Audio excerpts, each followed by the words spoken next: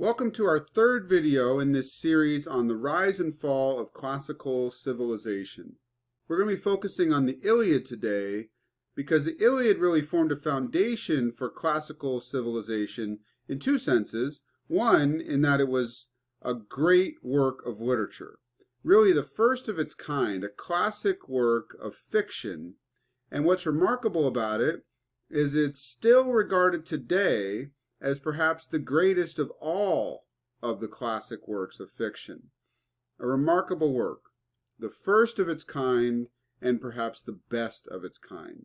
And it's also forming a foundation because it's going to present a worldview very clearly that the Greeks are then going to critique and analyze and consider, does this actually make sense? And they're going to try to go further.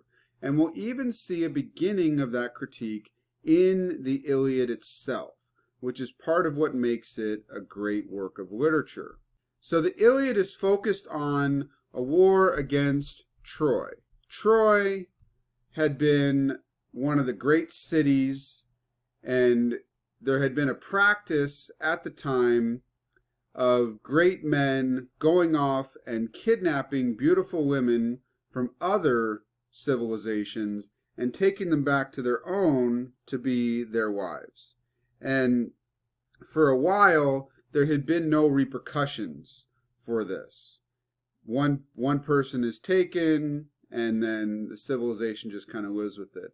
Herodotus, the great historian from the 5th century, will say that what makes this really unique is that the Greeks decided to go to war over it, whereas others had considered that it wasn't worth it to go to war over one woman who had been abducted. The Mycenaeans, who had conquered the Minoans, the Mycenaeans were a very warlike people, sail off to Troy, and the story of the Iliad begins in the 10th year of the war, 9 years in, and they still haven't won.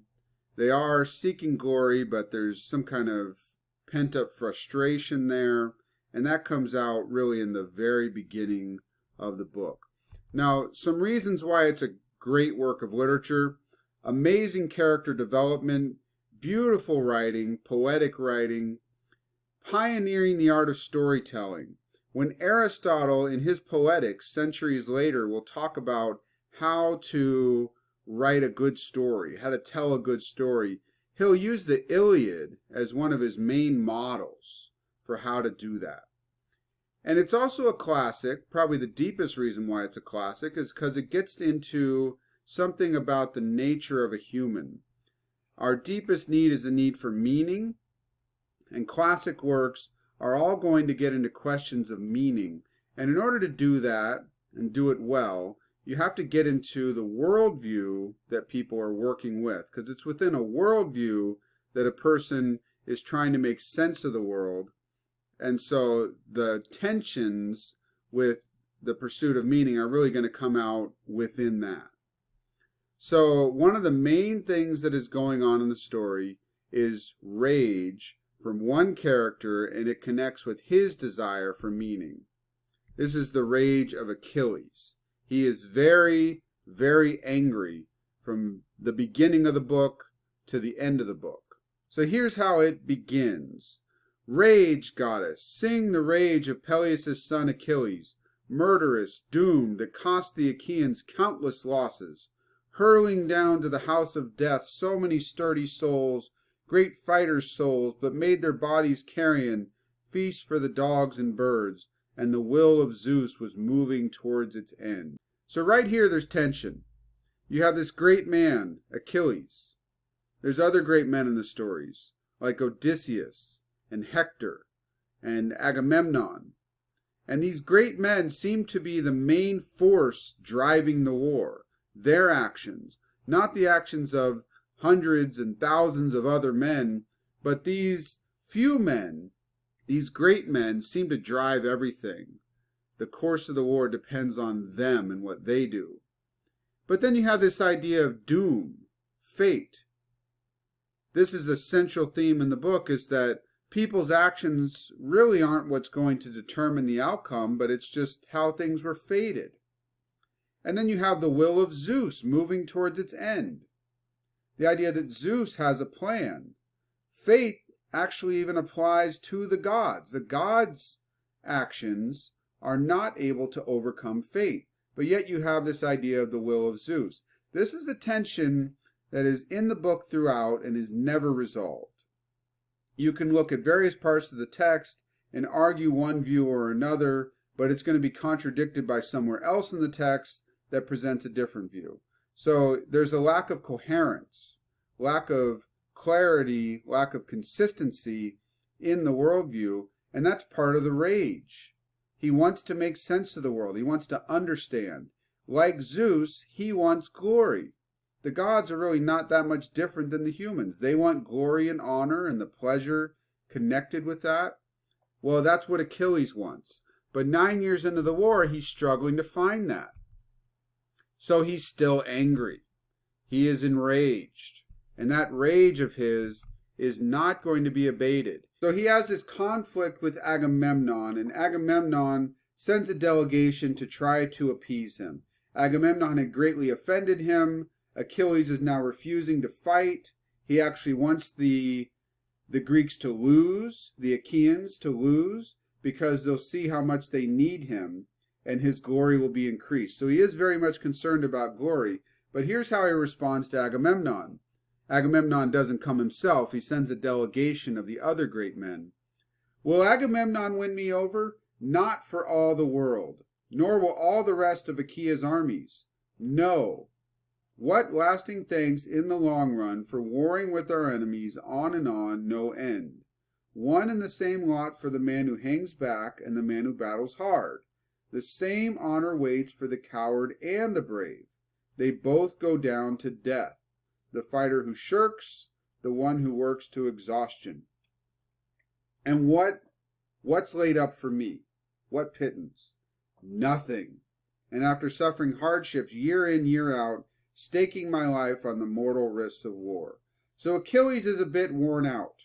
9 years into the war, he has not gotten the sort of glory that he wants. He wants glory that in the long run is going to make life worth it. This is one of the issues with the Homeric worldview. There's not really any meaning to be found except for in making a name for yourself. And you can do that on the battlefield, and then you'll sort of have a kind of immortality. You'll live on in people's memories. Now, there also was immortality in the literal sense, that you actually do live on, but that afterlife, as we'll see in the Odyssey, was not a very pleasant afterlife. It was rather unpleasant, rather boring. The real meaning to be found was in this life. And what is he getting?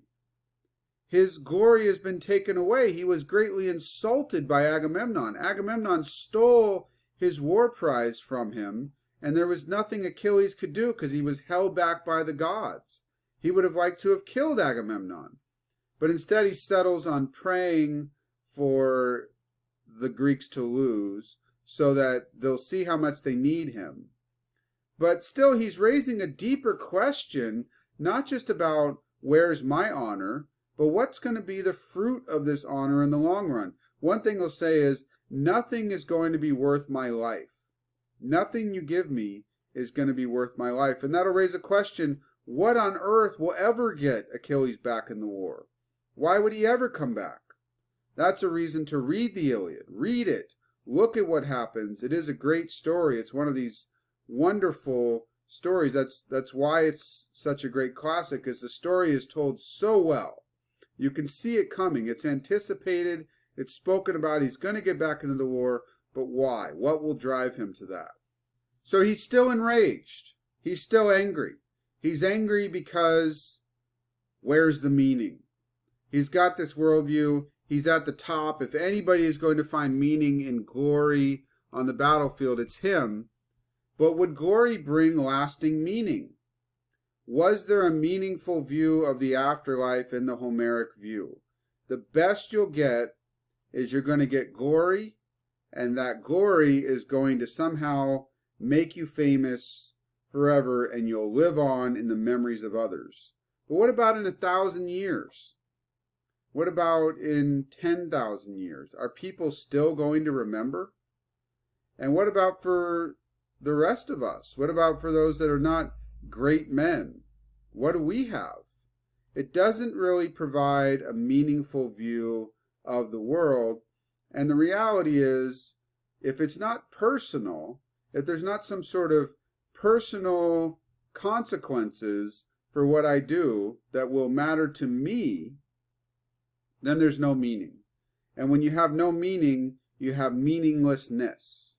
And meaninglessness can only get worse because as you think about the meaning of your life and you see that there's no meaning, you see less and less meaning because you're trying to make sense of it, and the trying to make sense of it lacks meaning. And you go through that day in, day out. Imagine an afterlife where day in, day out, you're trying to make sense of what is the point. Sounds very miserable. What could be worse than that?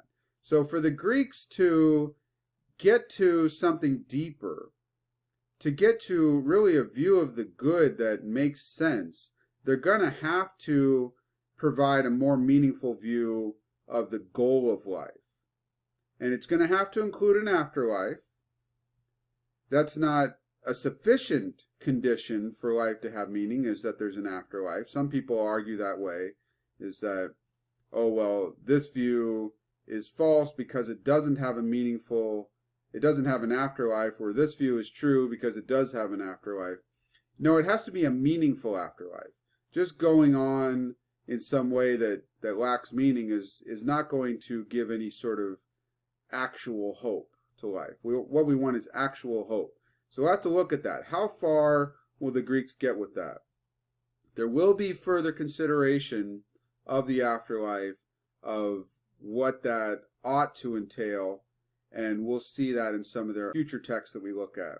In the Odyssey, which we'll be looking at next in our 4th video, we'll start to get into that story, and we'll spend a few videos on that, and eventually we'll get to the view of the afterlife and see Achilles particularly. What sort of afterlife did he have, and how satisfied was he with the afterlife that he had, and how much did it seem like everything that he had done in his life had been worth it? Thank you. Please look forward to that 4th video on the beginning of the Odyssey.